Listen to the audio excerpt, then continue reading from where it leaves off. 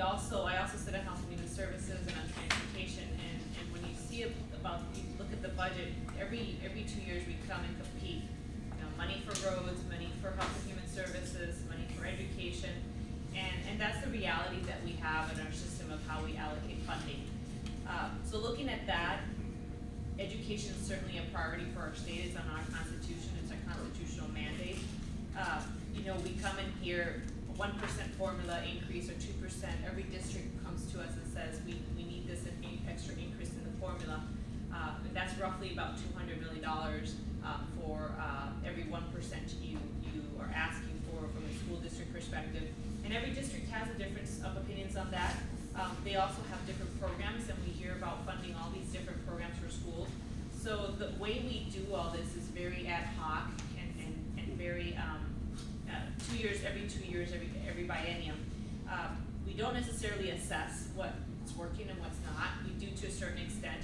But when I was at corporate and Target and we were funding projects, for instance, in construction of a Target store, we would have what we call a dashboard where we would assess the financials of the project, and we would either build it or not build it or make decisions based on a tool that would allow us to know where's the best return on our investment, what programs are working, what are not. And we don't have a similar tool for anything in government, and I think we need something like that.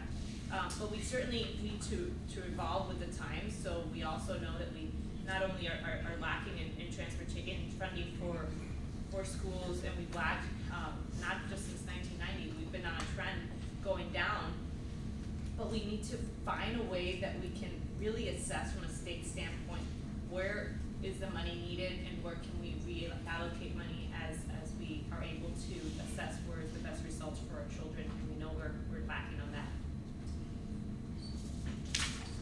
Thank you. Ron. Okay, I forgot to mention my mother was a teacher for 35 years in the Minneapolis school system. I grew up on the north side of Minneapolis, and I went through the public school system all the way up to University of Minnesota. And I also forgot to mention that I served in both parties, 18 years as a moderate Republican, and the last 4 years as a DFL moderate. And I think I got a perspective that when I came to Edina from North Minneapolis that was refreshing to some of the people under the bubble era. So we, I don't know if you know that term or not, or maybe some of you don't know about Edina, but there is a big bubble that covers up a lot of things. When you talk about, first of all, I don't know how you can divide up the schools and say each one of you pick out your own curriculum and your own this and all that. I think you have to have some uniformity among the school systems so you can measure what's happening at them and so forth and so on. And certainly each school has some individual traits. One's a hornet, one's a wasp, and so forth. But you can't let them amok, give them their share of the money and let them go, I don't think. In terms of special education, I'm asking the question now, what is it you do with your federal officials? Because they're the ones that are not holding up their bargain on special ed funding. You can tell me that later, but I'd like to know. So when we're cross funding, it shorts where we actually want that money to go. So what are you doing about that? And the second question I ask, if you don't like the mandates, which mandates don't you like? So be specific so maybe we can do something with it. Thank you.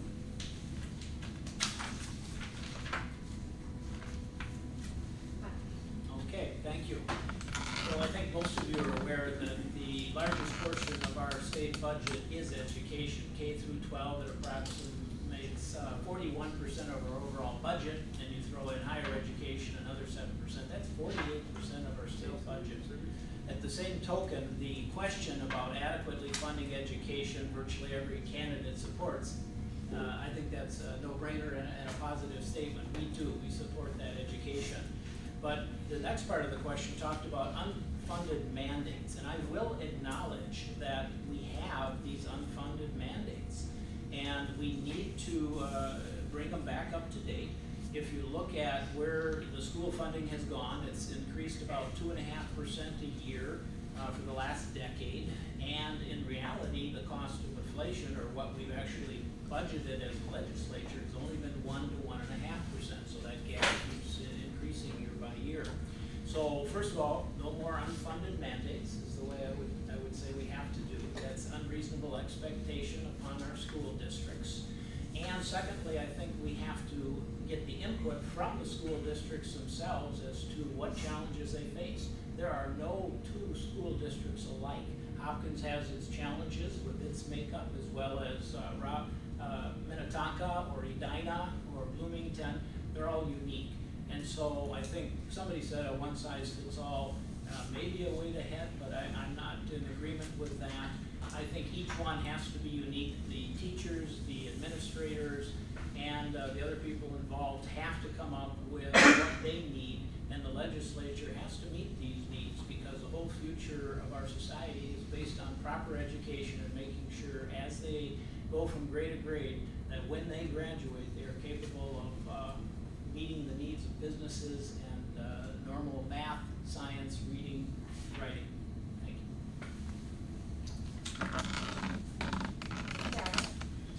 Thank you. I guess I take a look at this, through the framework of both being a parent with 3 kids here and knowing, the challenges that go on, both in terms of time and just the economics of it. As I was just out buying a $170 calculator for my son so he could do some version of advanced math, calculus, something like that. I think he's in the same class with Paul's son, so hopefully they can share some supplies at some point in a bipartisan gesture. But when I look at it and I look at the funding, we've increased funding over the last 3 budgets by about $1.5 billion. So the state legislature seems to try to be getting there. I don't know if it's ever going to be enough to meet the needs that are there, because it's tough with choices. And Melissa mentioned this. We've got a lot of competition. You hear a lot about transportation, which is where our current state rep has spent a lot of time. For me, I do want to focus on education as much as I can, understand what the needs are and how do we get the dollars there, making sure the mandates make sense. Personalized learning, the world's best workforce. I think those are great initiatives. And how it works in each community, is a factor. You do need to have some standard that you meet from a funding standpoint.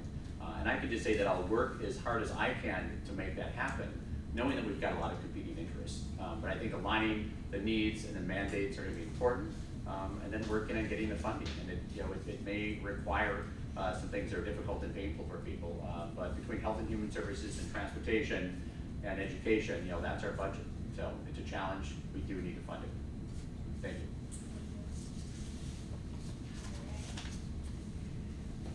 The second question that we sent to the candidates ahead of time is this.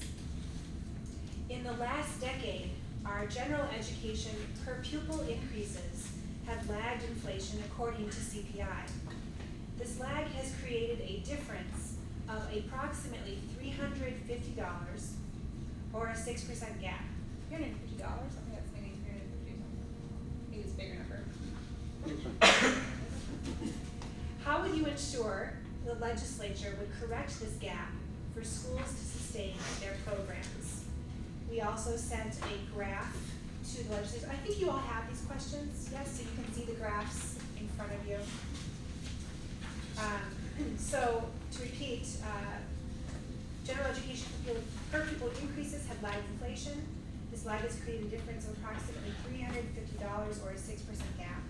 How would you ensure the legislature would correct this gap for schools to sustain their programs? And Dario, we're going to let you start this time so that you can set the tone. Okay. You don't have to listen to everybody. Thank you.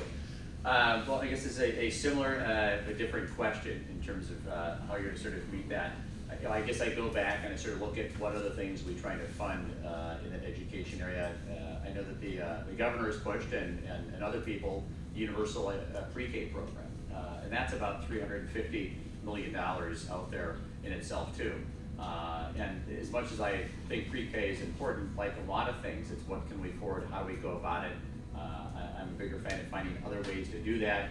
And if we're looking to raise money yes, trying to bridge that gap makes sense, but, going after some new programs and ideas, are gonna make it really difficult and challenging, so, but it's gonna be raising money and take it from someplace else. I mean, raising taxes is gonna be too tough to do. In Edina, and maybe in Hopkins and Minnetonka, I'm more familiar with Edina, they do have operating levy budgets and ways to go about doing it. That may be what the Southwest Metro can do. I don't know how they're gonna do it in Minneapolis, St. Paul, but that's another option here in the Southwest Metro. Thank you. Right down the line? We're gonna go right down the line, Mike, thank you. Okay, thank you. The general fund, as I've mentioned already, is a big portion of the budget. However, the state only funds about 70% of educational needs. It's probably a little under that, but on the average, it's about 70%. The rest of that is made up by property taxes, school levies, et cetera, and some federal support to fully fund a school district. Because of this, and this is accurate information and accurate charts, so you can't say any response to that other than it's true. But with the depression or the recession that hit in 2008, yes, school funding was hit in that regard. However, I have to hand it to the Hopkins school districts and many others that they came up with clever ideas, whether it was making additional or putting out different levies and referendums or increasing property taxes, how popular it is. They were able to maintain their funding. So overall, the funding remained fairly stable. The state portion indeed did not follow the structure that the graphs indicate. And so it's pretty tough to, quote, make that up in total. If we did make that up, of course, I don't think they're gonna roll back any referendums or other funding that sources they've achieved now. However, I think we need to not look backwards, but look forward and say and make a pledge that we'll continue to fund as much as possible, as much as the budget will allow, and meet those needs as best possible.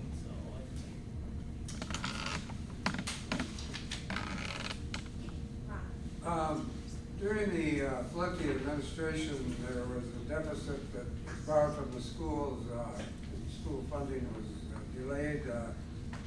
About $2.4 billion at its peak. When the Democrats came back into control of the House, because they'd been in control of the Senate all this time, there was a huge deficit that had to be made up. So I'm not sure where the gap includes that comeback from the depths of the borrowing or not, but there was, that was paid back in 2013, the balance of the borrowing. So then they could move forward and begin to supply the funding that was really necessary, but that was there was a big hole to come out of before they could get to supplying some money.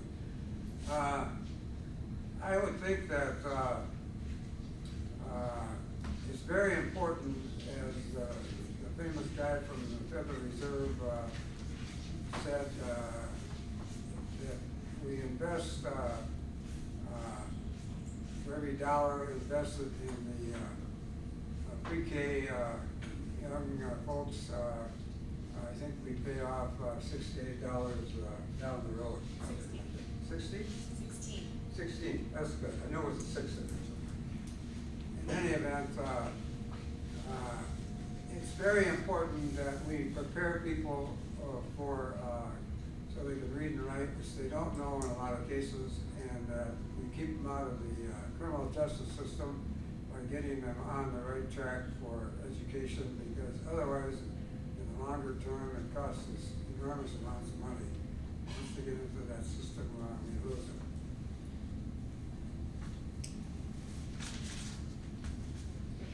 I'm just gonna do a quick pause, and point out Alana and Kbor again, that if anybody wants a piece of paper for questions, that they have them, so you can raise your hand and they'll come and bring them to you, or if you have a question that's ready to be submitted, you can also raise your hand and they will come and grab it from you. All right.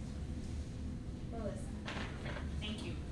Well, I was also going to mention what Representative Earhart mentioned in your question. You have a LAC created in his funding, and it really was a policy choice. It was a cut back in the times where you're referencing in your sheet.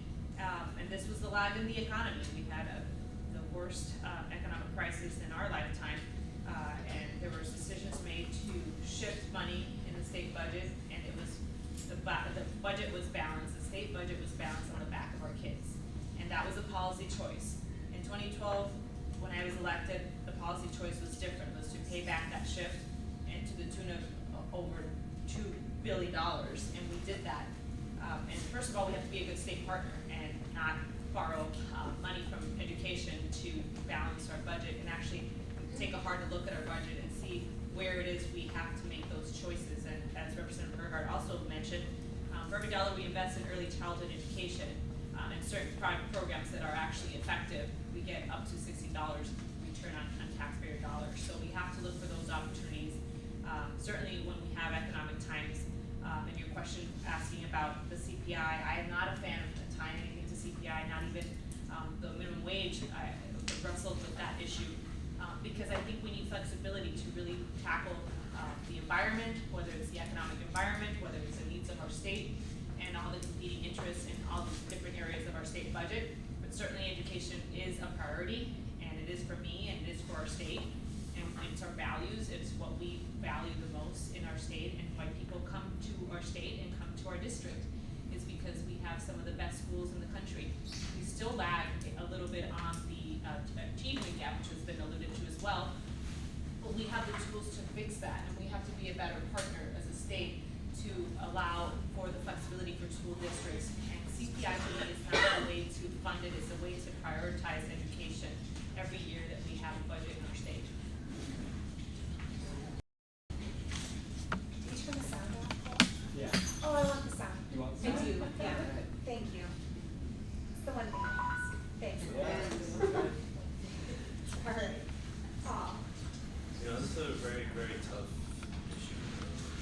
Of course, we'd like to spend as much on our kids as we can. And I've been through some really bad times in the legislature when, you know, we've made cuts, and it's painful, and it's felt. And we did pay back the $2.6 billion shift that was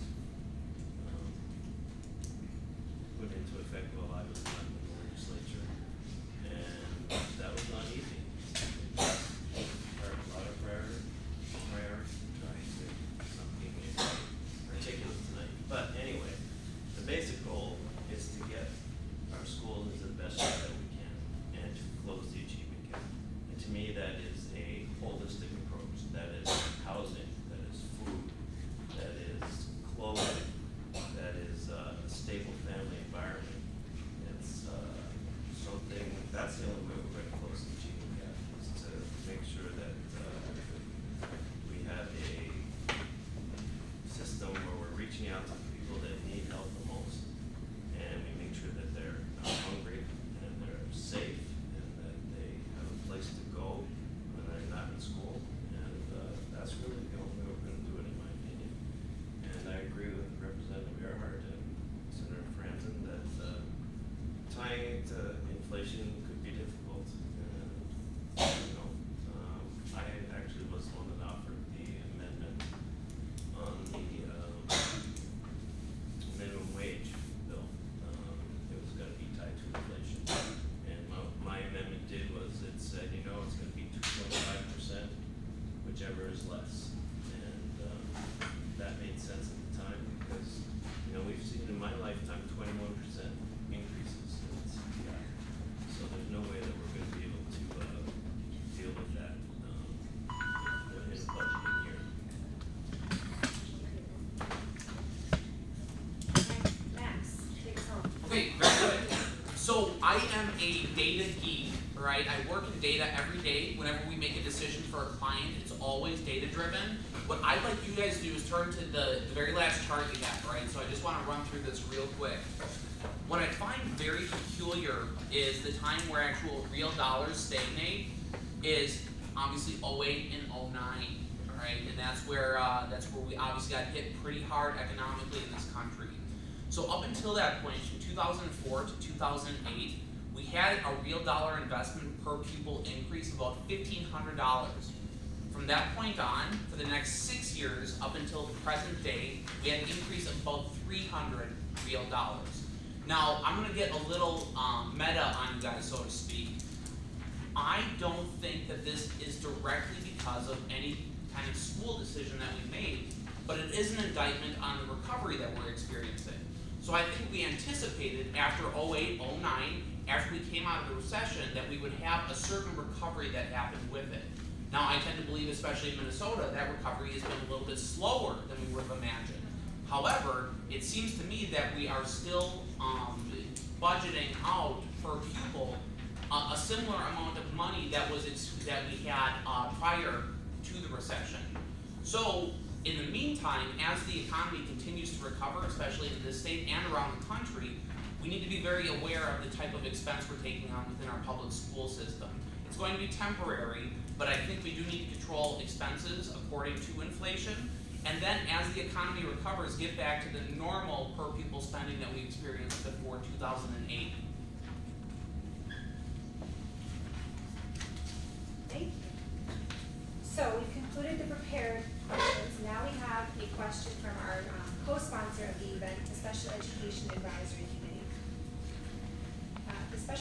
The LAC group crafted a question and asked the legislative candidates, and here it is. Thank you, Jim. From your experience, what do students receiving special education services add to our community, and what have you done to advocate for them up to this point? I'll repeat the question. From your experience, what do students receiving special education services add to our community, and what have you done to advocate for them up to this point? Everybody good on that? One more time, please. Sorry. From your experience, what do students receiving special education services add to our community, and what have you done to advocate for them up to this point?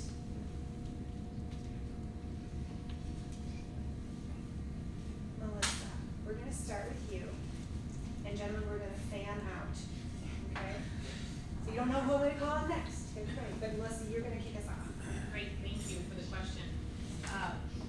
Students receiving special education services are in every community, and no community can be said that doesn't have special education services needs in their districts. And from a financial standpoint, that's a separate question, but the question you're asking is, how do they add to our community?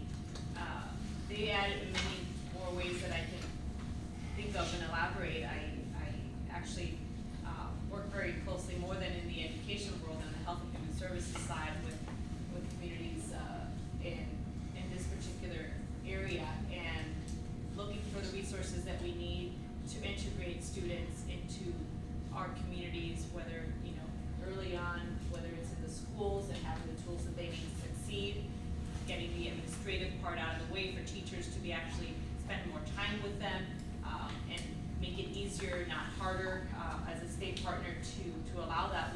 We've done some tweaks in doing, I can't remember the actual technical name of the paperwork that you do, but to streamline that, to computerize it, so you're able to do more work and spend more time giving the resources. I've worked with children with autism, and we're trying to work on the health and human services side, trying to provide more resources from an insurance standpoint, and mandating that those services are covered, like ABA treatment, which is really expensive, and unless you have a child with autism or know someone who does, it's very economically hard to really provide the services that they need. And the services we provided earlier, the more productive these kids will be in the future as they grow and hopefully be independent and be integrated into society and the workplace. So I see them throughout the spectrum, and we have to provide those services, but we also have to get out of the way and have the paperwork and minutia get out of the way to be able to provide the services we know we can provide, and cost shouldn't be a barrier to that. And I'd love to continue to work on those issues. Ron, you are next. As I walked through the city this summer, there were a number of people that were mentioning the need for more funding for special ed. But there are also were some parents that were pretty edgy about the amount of money that some of the special needs people were receiving, and the problems in the classroom where they are being cared for. That some of these folks were having to have at least probably full-time aides with them all day, and that was a tremendous expense, and it was also disrupting the classroom. So I didn't know what to say to that, because I'm not that familiar with the program, and I know that mainstreaming has been the order of the day for a long time, but how far do we go with that, I don't know. But I certainly know that we need the proper funding for this phase of our educational process, and that's just the question. How do we get some more money out of the feds, and how much more can the state put into it?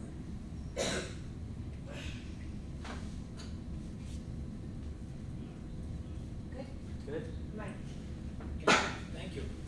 Well, the last part of the question, of course, what have you done to advocate for them to date? To me, that addresses people who are already serving, and because I'm not serving, that's a little tough for me to answer, because I haven't been proactive in the community in terms of special education needs. However, the first part of the question, what does special education, add to the community? Everyone here has unique talents, and some of you may have been challenged in your upbringing, your education with special needs that may or may not have been met, seeing as how some of us are a little more mature than others. It's being recognized much more. I think that's positive. I think we also, as maybe Ron was alluding to a little bit, have to cautiously approach that in terms of what does it do to the rest of the people in the classroom too. One, the challenge is to meet those needs, and secondly, to meet the needs of the other individuals in the classroom also. So while being sensitive to one class or special needs, we need to be sensitive to everyone to make sure we're, maximizing the educational potential of each and every one of those students. That being said, I know the average price per student is around $7,000 to educate, and when you throw in the special education needs on top of that, the average comes out to about $11,500 per student. So that indicates to me special needs are about twice the cost. And that is important, because those people do, as I said, have special talents, I guess is the best way to say that.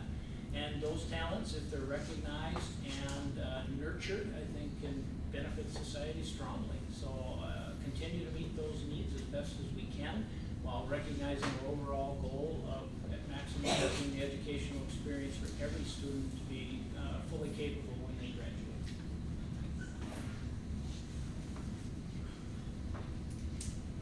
Don't get nervous, I'm jumping over you.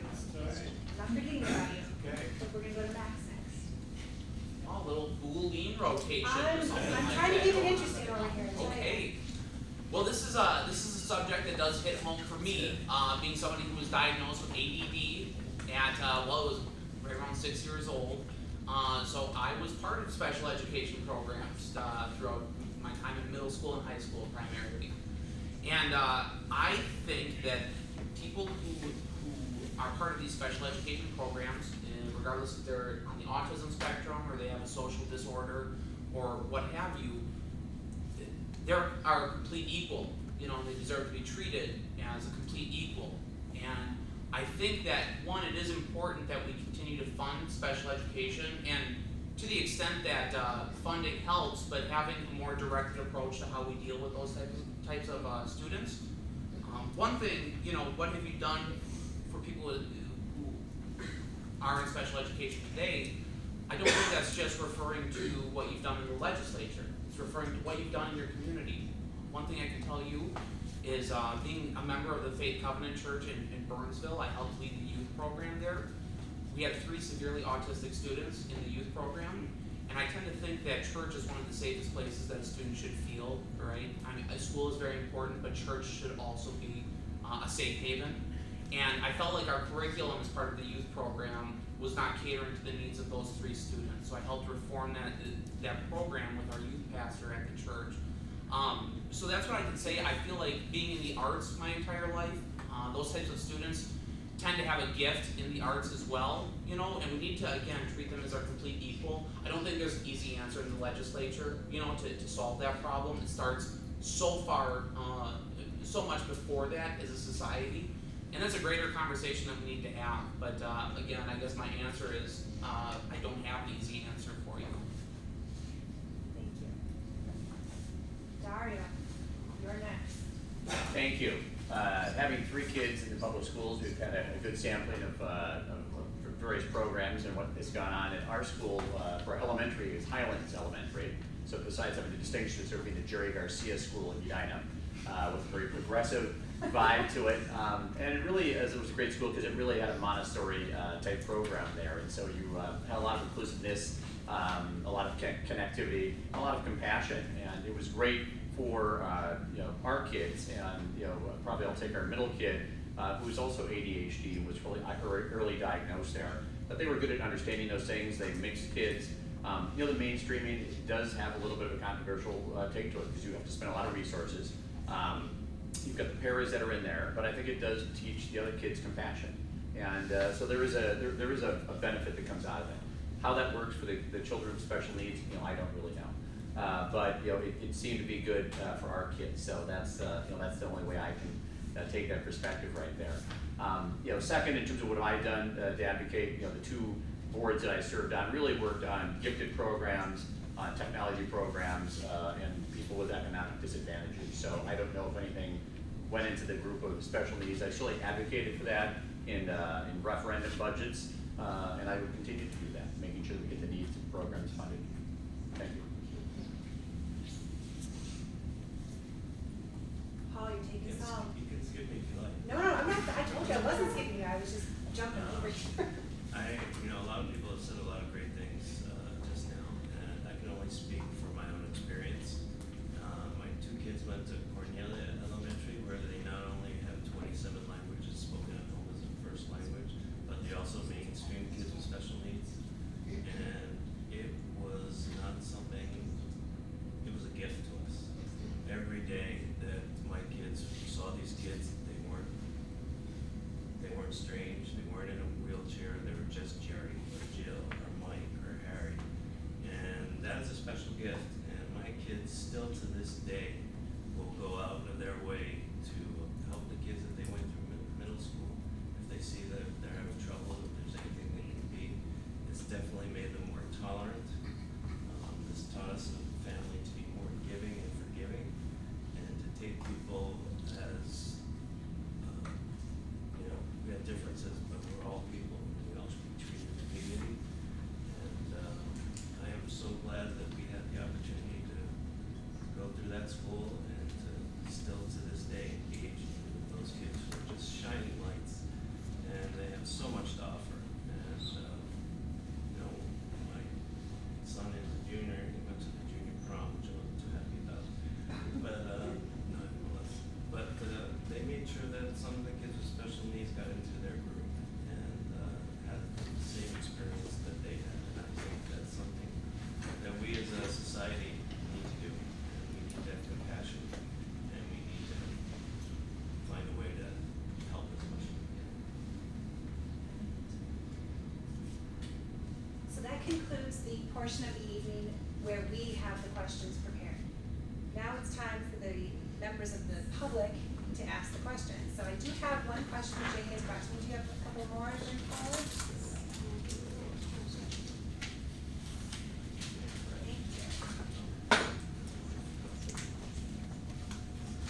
Okay. Thank you, Jay. If you have questions to submit, please feel free to either raise your hand or bring them over to Jay and she'll bring them to me.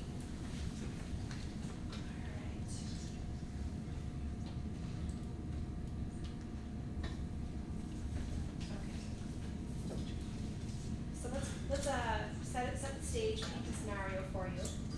You've got a teacher who doesn't jive well with your kid. It's not a good fit.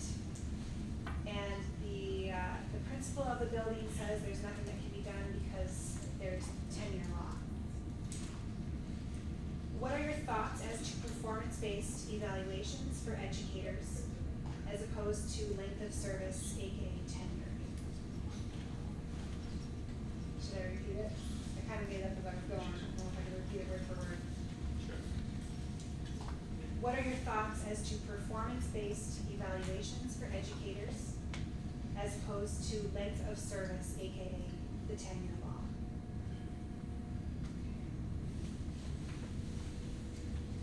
Let's see, which, method should we use this time? Let's start with Mike. Okay, All right. thank you. Ironically, we had a son where that situation occurred. It was about third grade, and I won't name the school or the principal. The principal is part of my ministry today. But our son had stomach problems, had to take him to the doctor, and they diagnosed it as stress. And talking with him and his other students at this elementary school, it was due to the teacher who had been around a long time. The principal themselves said exactly what the question answered, that I can't do anything because of tenure. So you're stuck with that. You could pull them out, go to another school. We did not choose to do that. Fortunately, the next year he got a teacher that was the exact opposite. And it made all the difference in the world. So what I'm really getting at is if we really look at our students and protect them, I see, four things to put the needs of students first. One, of course, is policies that improve the student performance, putting great teachers in the classroom, stable and reliable funding we referred to, and community and parental involvement is key. So we tried, as parents to be involved, we were kind of pushed out. I think this day and age that would not occur. But the great teachers in the classroom is the biggest thing I can stress here.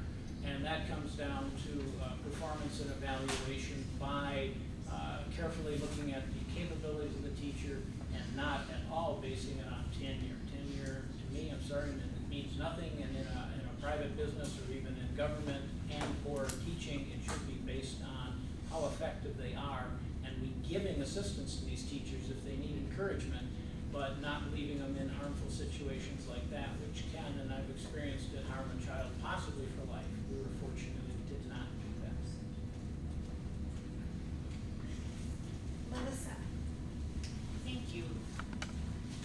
Well, this issue, I come from private sector again, and performance of course matters, and certainly the longer you've done a job, the better you assume you're gonna get at it, unless you're in the wrong field. So I think both are very important, and they are important in the private sector, in the public sector, and in schools. And the conversations I've had with school districts across the state is that performance does matter, has been integrated in many of the evaluations. There's a new teacher evaluation law that came to be, and we are not fully funding it, no surprise there, but certainly we need to be a good state partner in making sure that we give teachers and school districts the tools to keep the best of the brightest and not necessarily rely on tenure. Tenure is important, I don't think it should go away, so I certainly support having both of these important metrics part of our evaluation. Again, when you have someone who's been a teacher for 30 years and someone's coming in new, we want to make sure we keep that institutional knowledge, but at the same time know that we also have to keep up with the demands of any workplace. So I'm not opposed to including both measures, and I've had the conversations with many districts, so the idea that performance doesn't matter or it's not used in teacher evaluation is inaccurate. There might be districts who may have not included that, but as teachers and as parents, and we should all demand that we have the best and the brightest in our schools, we should be more involved, and certainly the school board has ability to help with that policy, and not all school districts are created equally. Should we go in that direction? Again, I think we have to see how the teacher evaluation law plays out, but I'm not opposed to using performance, and I can bet you many, if not most, the majority of our districts do, and they get evaluations. They don't have all the resources they need to do as many evaluations as maybe we desire, but they certainly are evaluated by their peers, and we need more of that and support teachers with that passion. Thank you. Max. Very good. I want to be careful in how I answer this question, because I care deeply especially about our teachers. I know some of the most influential people in my life have been my teachers. You never want to talk about people in terms of strictly numbers. I think really, if you guys want to go by political party, my side of the aisle has struggled with that very thing. So that said, when we talk about tenure specifically, we need to talk about education in terms of what it's doing for our students first and foremost. You know, the whole point of education is to create an educated populace. And when we talk about what kind of standards we set, when we judge schools or when we judge teachers, that kind of thing, I always want us to err on the side of having higher expectations for our teachers and higher expectations for our students. So having a tenure law, I think, does create a certain complacency once in a while that we want to avoid. When we talk about the private sector, people are judged by a certain set of standards that if they don't meet those standards, you don't continue working there. And education, I think, has actually filled a role that it wasn't meant to fill originally. Same with our police force, frankly, because a lot of this starts at the home level. So when we talk about legislation, I'm more concerned about what can we do for the family unit to provide a good baseline so when they go to school, we're not expecting our teachers to be parents. You know, I think that's a huge problem in our society today. And I think that's a big tipping point when we talk about tenure laws, when we talk about expectations of our teachers. When we talk about that kind of thing, we're not taking into account teachers today are doing so much more than teachers of yesterday did, right? And that's a huge problem, and it's a complex one. But all that to be said, I am not in favor of strict tenure laws, and I am in favor of having high expectations with our performance standards. Paul. It is a interesting topic, and I sort of fall along the lines of Senator Franzen, where I think both metrics need to be looked at.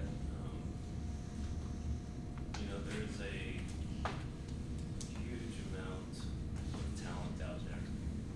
Some of it's been around for a long time, some of it's brand new. We need to make sure that we grab the best talent for our schools and get them in place for our kids. And there is a way to get a teacher who's underperforming but has tenure out of the school system.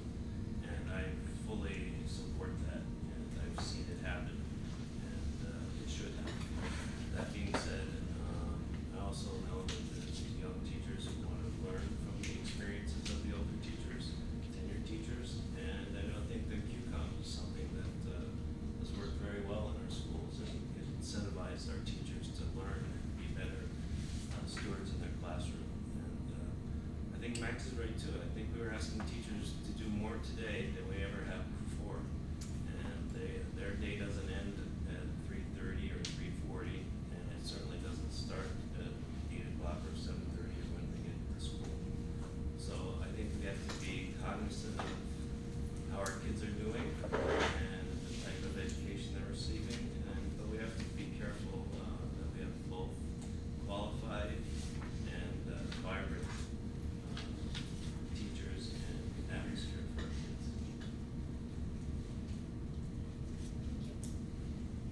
Dario.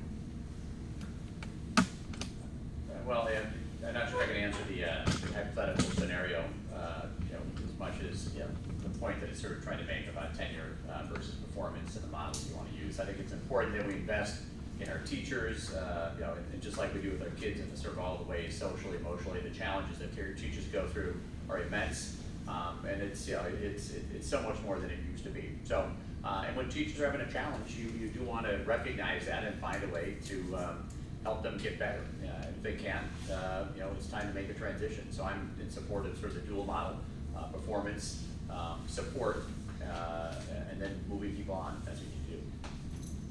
Short answer, I'm not going to filibuster. You don't have to take your full 2 minutes. Okay. You're welcome to use however much of your time you would like to use. All right. Thank you for sharing your calculator with Eddie. Yeah, you're going to need it tonight. I'm texting right now. All right, and to cap us off for this question, Ron. I'm gonna digress a bit, because I'm gonna tell you about being a legislator and having tenure, and what that does for your constituents, what it does for institutional memory of the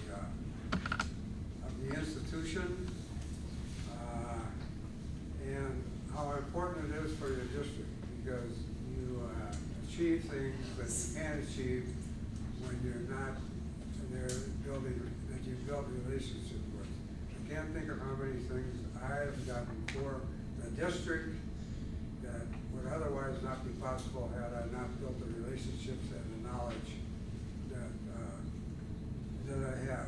Now, as for the teachers, I think we need a little bit of both. Certainly tenure is very important because that gives you the knowledge and the institutional background and has built relationships with ongoing streams of children. And certainly we have to look at performance as well. But where the line comes between those two, I don't know. And I think that's ongoing arguments are on both sides right now, and that I don't think it's been resolved yet, but there are ways, and I can't detail the ways, but I know there are ways you can get rid of teachers now if they're not performing as they should, even though they have tenure. Thank you. Do we have any additional questions, Jay? Okay. All right. I have a request, if everybody is amenable to it. We've been giving 2 minutes for each of these questions, and we're getting to the point where we need to start thinking about wrapping up. I'd like to get a couple more questions in, but the only way to really do that is if we give 1 minute responses instead of the 2 minutes. So you ready to go speed round here with us? Yes. The lightning round? All right. The question I have for you, we're gonna do 1 minute on this, all right. One of Governor Dayton's top priorities the last couple of years has been universal preschool for all children in Minnesota. Do you support state funding for all 4-year-olds to attend preschool, or do you support funding for preschool for at-risk children only, or do you support neither? I added that as a third option. So funding for 4-year-old pre-K, universal for all 4-year-olds, only for at-risk children, or neither. And this time, should we start with Mike or Melissa last time? Start with Mike. Okay, thank you, Mike. We're gonna start with Matt. No, we're gonna start with Paul. I'm going party here. We're gonna start with Paul this time, and Max. All right. That's a great question. The governor's proposal is laudable. I don't happen to agree with it. It's much too expensive and not tenable right now. So I would go for the targeted at-risk children who really need to take care of and make sure that they get the extra help that they deserve so they can enter kindergarten ready. Max, you are next. This round, because it's only 1 minute, I'm giving you a heads up. Melissa, you'll be after Max. Okay, so Paul and I agree on that, big time. The one thing I would add is, again, talking about, we do need to have somewhat of a social safety net for these at-risk kids. But when we do talk about universal pre-K, kind of what I addressed before, you have teachers who are taking on more responsibility than they ever have before. I think that when we start to condition kids at a younger and younger age, that teachers are going to fulfill a larger role in your life, I think that's an issue.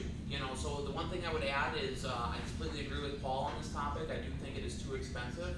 But then beyond that, it's kind of that conditioning that that schools and teachers are going to be your home at a younger and younger age, and I don't agree with that either.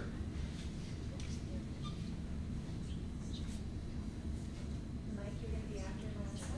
Okay. Melissa. Thank you. Well, I support none of the above. I actually support both options, and I've been a co-author of early childhood scholarships as well as co-author of the all-day preschool proposal.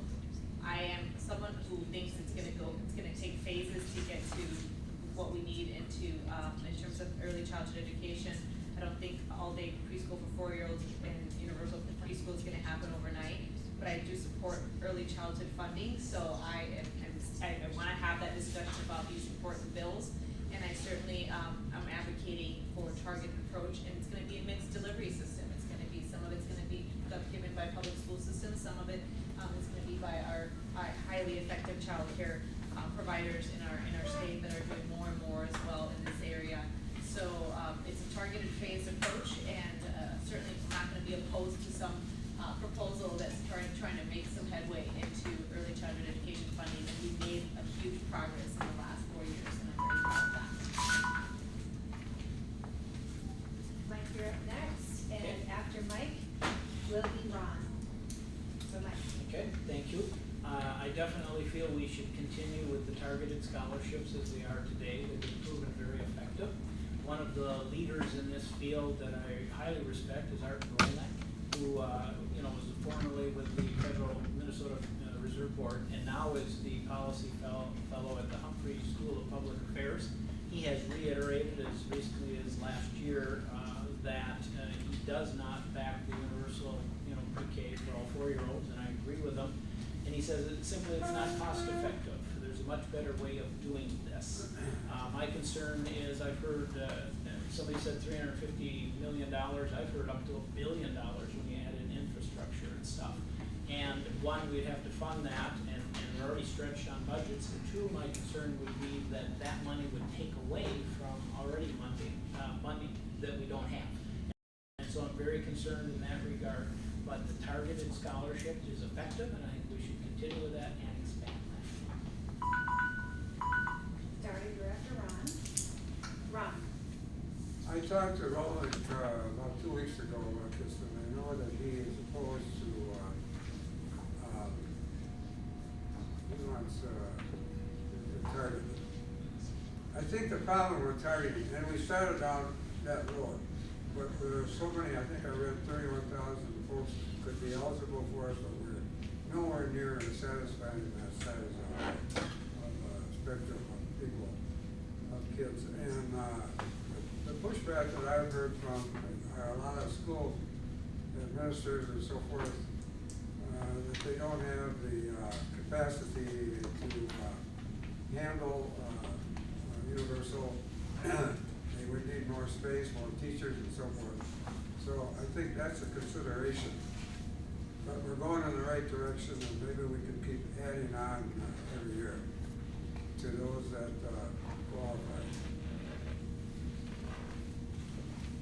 Daria. I think it'd be wonderful if we could pay for all these things, and that seems to be the big challenge. Having had 3 kids that started out, we ended up paying for them to do pre-K, and we paid for them to do all-day kindergarten. They said that most of these things were just basically ways to help kind of parents adjust and kids have a better activity that kind of leveled out by about 3rd grade. I know in our community people wouldn't like to have that. They like their private option choices. Maybe they can afford that. It makes it easier. But I would support targeted for now. And if you can come up with more funding, it's great. But that's the big challenge: what we want and what we can afford. It makes a difference. I think it's important. One more 1-minute round. We good? Yeah. Okay. Ready, Cole? When do I get my questions answered? Which questions do you have? We'll The talk. We'll talk. mandates and We'll talk other afterward. stuff. We'll talk offline. Come on, you gotta come both ways here. To get the Hey, I'm traffic asking question all the answered. Okay, so here's the question. Do you think that by promoting a stronger family structure, we would have the opportunity to reduce the amount of funding needed in the educational system? Do you think that by promoting a stronger family structure, we would have an opportunity to reduce the funding needed for our educational system? We started with you last time, right, Max? Okay. No, please. We're done Start with Paul, okay, sorry. thank you. Okay, we're gonna start with Dario this time. Well, absolutely. Sort of reintegrating, the American family would be wonderful, especially in challenged areas, because that is one big problem. A lot of single-parented families are economically challenged, and later in life are missing opportunities. So, what those policies are, it's probably a little bit of changing the economics and how you weight things, part of it's just a little bit of where our society's gone fractionalized, and I don't know how you exactly fix that, but of course it would make it better. Thank you.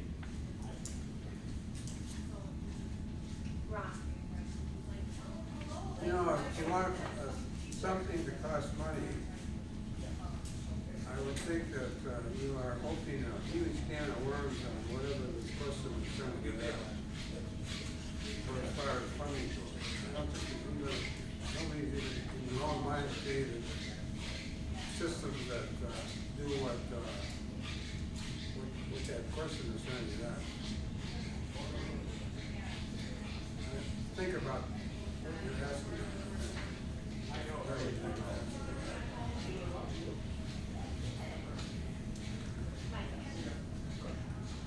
It is a tough question, but I would have to agree with Darrell. It would have a positive impact. I think a lot of the studies show that when the family structure breaks down, there's more challenges, whether it's simply because the one parent, I'm assuming in this case, is left, has more challenges because they've got to work and they can't spend the time with their children.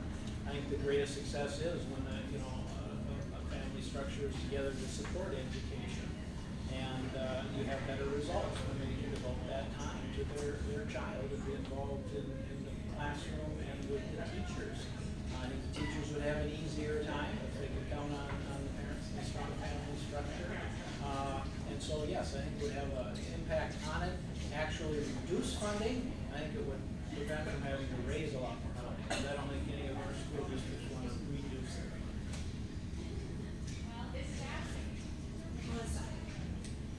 I would say, promoting a stronger family structure, absolutely. We have to provide the resources for that, and government has a role in that. For instance, we have an environment where childcare is one of the most expensive in our country. We're the third most expensive place for childcare, $900 on average for a family. And that's unsustainable for working families. So they have to decide whether they're going to be able to pay a good quality care for their child or go to work.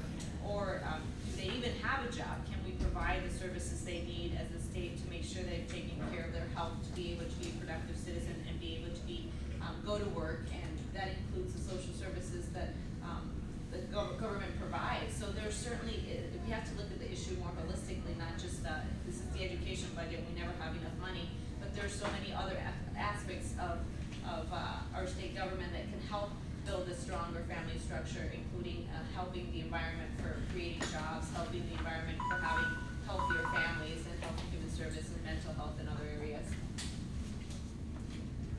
Max? Can you repeat the question one more time, please? I don't know if I can remember what I said. Sorry. Do you think that if promoting stronger family structures, we would be able to reduce the amount of state funding needed for the educational system? So, in short, yes. As a society, if we address something as serious as this, I think many of our societal issues would be solved if we promoted a stronger family unit, if we really gave a lot of responsibility back to the family. Now, I don't know if that is something our state or federal government can do. Promoting the family unit is something that's learned throughout history, So, is it the government's responsibility to promote the family unit? I can't say that it is, but the family unit is the most important building block of our society. So, chicken before the egg. And Paul? This question has nothing to do with the legislature. I agree. The better off your family is, the better, more stable environment you have. I come from a divorced family, and that's not easy. There's a lot of single parents out there who have to work and provide childcare for their children. There's couples out there who are together that both parents have to work, and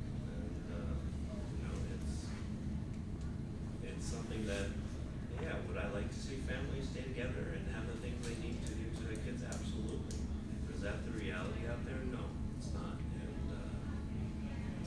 we have to be cognizant and tolerant to everybody out there. And if they're in need, we should try and help. We're gonna do one more 1-minute question, and then we're gonna do closing statements. Okay? We're We ready for one more round of oneers? Okay. This question is, do you support vouchers or expanded taxpayer subsidies for non-public schools? Do you support vouchers or expanded taxpayer subsidies for non-public schools? We started with, who did we start with last time? Dario. We started with Dario last time, okay. And we started with Paul, right? Okay, so we're gonna start with Mike. Okay. Okay. Yes, I do. Every stakeholder within a city helps pay for public education through their property tax or other means. So they have a stake, and I think just like infrastructure and roads and bridges, that is their duty to pay that and be part of that. On the other hand, if they have certain needs or feel a public school is not meeting the needs of their child and feels a private school would be better for that, I think they should have some incentive to do so. I would not say 100% of what they're paying for public should be refunded to them or vouched to them, but some portion of that should be, because they are saving the public school system some funds. Melissa. I disagree. I don't believe we need to use taxpayer dollars for non-public institutions that we're not accountable for as taxpayers. We do have that linkage, I would say, with the public schools, and we certainly don't fund them at an adequate level, and we've heard that already as it's a theme today, as we have a constitutional mandate to fund our schools for our kids, and we certainly don't live up to it. But that's just the reality of our scarce resources. We'll never have fully funded on any of these items that are so important for our state. However, we have to have it as a goal and a priority to fulfill that goal as much as possible. So it's Max.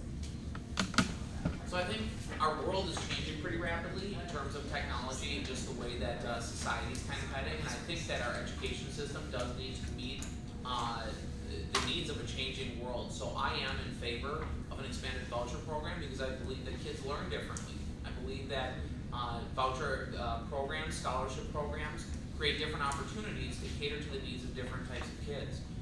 One case study that I always like to bring up is I took a tour of Hope Academy in Minneapolis. My office is near North Minneapolis, and one thing that's really interesting is specifically you have these black and brown kids who they recite their pledge every morning. They talk about how they're going to respect each other, they're going to do what they're told the first time. These are kids that come from these really tough situations that we talked about, and they believe that they can be a doctor, they believe that they can be a lawyer. And I would like to see more of those opportunities created for kids who might not otherwise have a good school that they can attend. Paul. No, I'm against vouchers. I think public dollars go to fund schools. It creates too much of a funding nightmare. We have buildings half empty, and it's just the wrong way to go. Dar.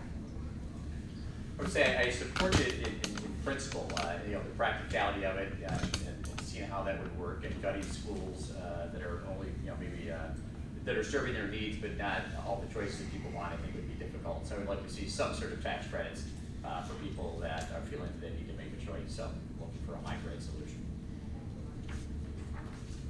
And Ron. Thomas Jefferson, third president of the United States, established the wall between church and state in a letter to the Baptist ministers at Danbury, I think, during his term. And that's a principle that's stood since then. And so I'm opposed to funding of private schools with public money. If you'll indulge me, before we do the closing statements, I'd like to get a picture of the panel for our social media. Not unless you answer my question. I'll answer your question, Sarah. You finally after, I'll get you your What do answer. you mean? It should be, that should be a principal. There you go, just smile. And because I'm a nerd, we'll do a selfie There you as go. well. Okay, let's see if I can do this. I can get us all here. All right, here we go. 1, 2, 3. Excellent, thank you. All right. We all have to do that too. All right, so now we're gonna move to the closing statements part of the evening. You all were able to prepare a closing statement. We have 90 seconds for our closing remarks. And, let's see here. I will just say before we go into closing remarks that I'm currently serving in my 3rd term on the Hopkins School Board. I've had to go through 3 campaigns, and answering questions at candidate forums is no easy task. It is stressful, it is intense, your mind goes a little blurry and you're a little phased and dazed, but I think our candidates have done a tremendous job tonight, so let's give them all a round of applause.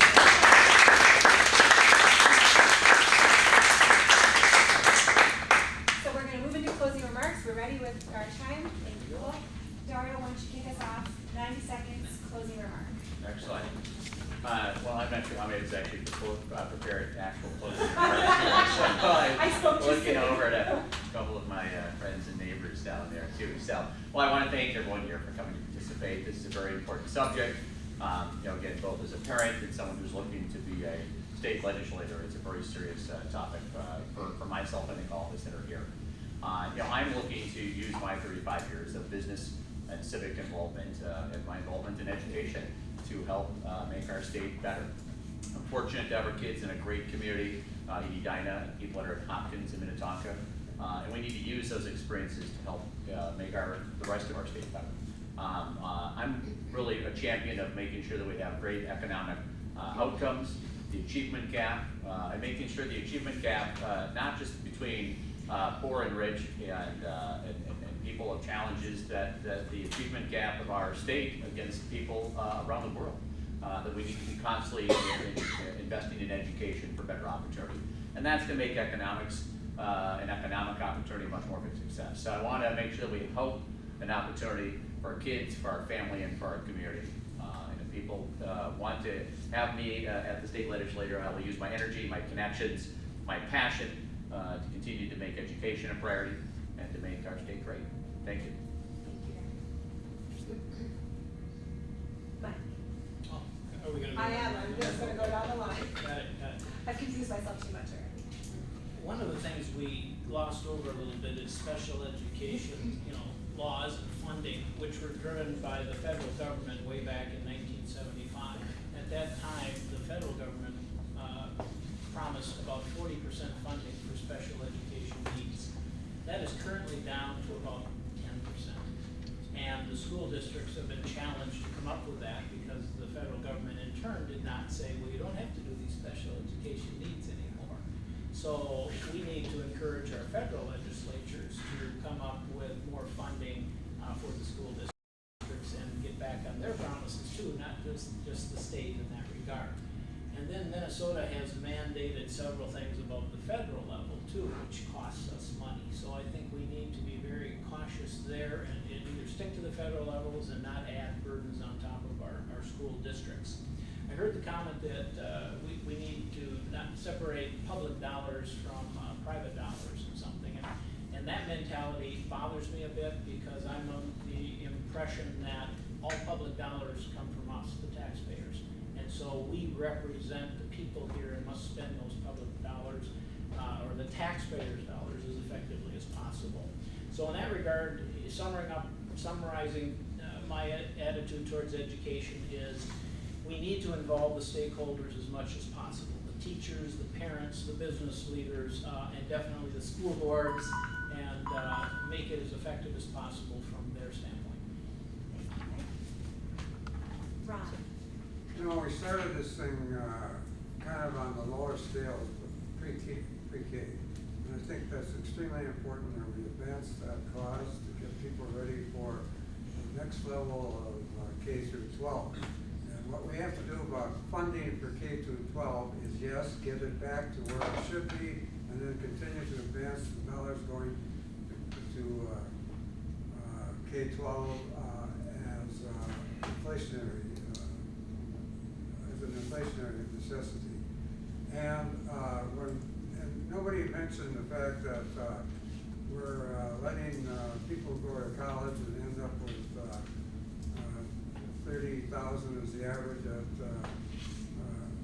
Minnesota, at state schools, which should be the most amenable to some kind of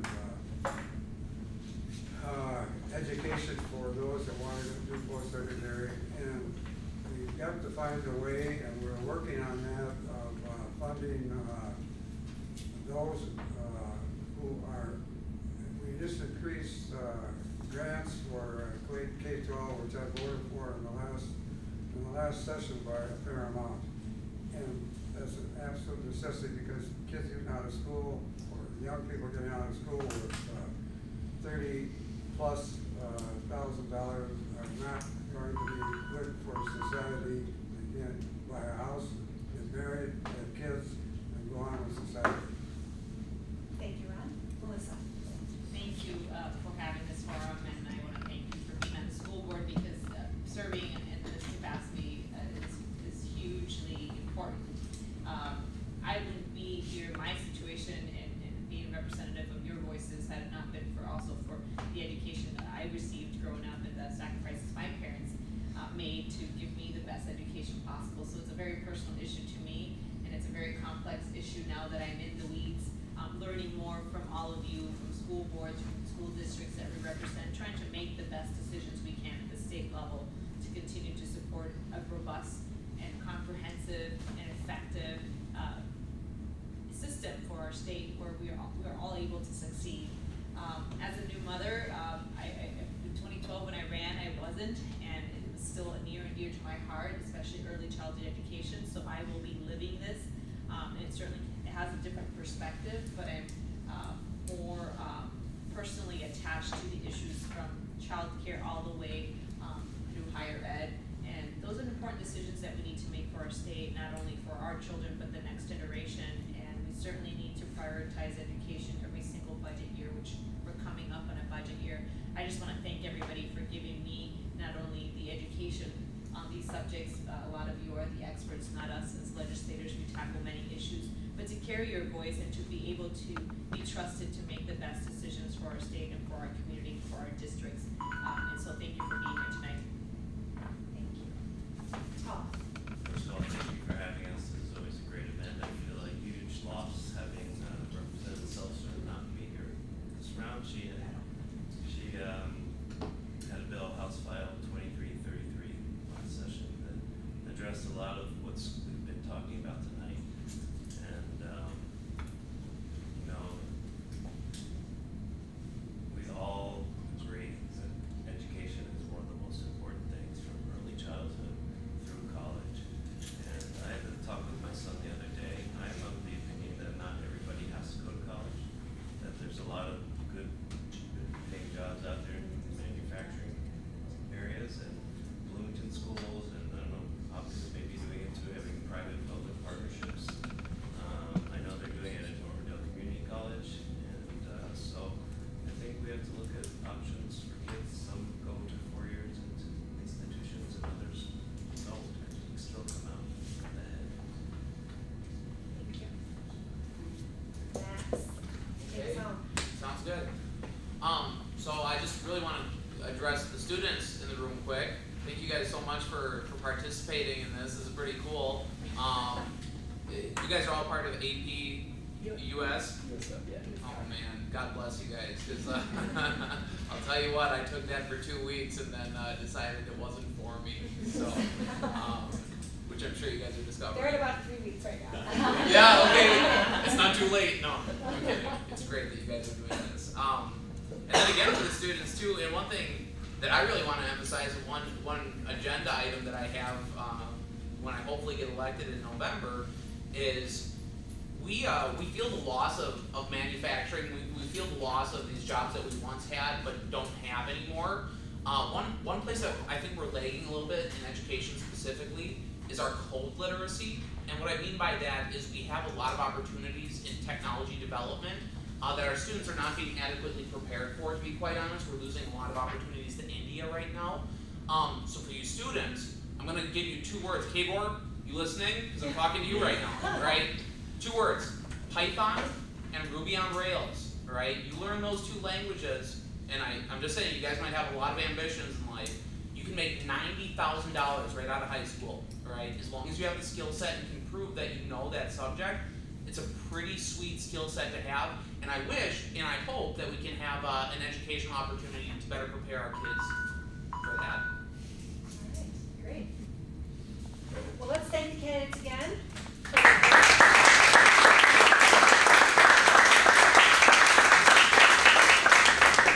We welcome you to stick around and chat with the candidates as they're able, and remind you that there are probably still some cookies out in the hallway, so help yourselves. Thank you all so much for coming.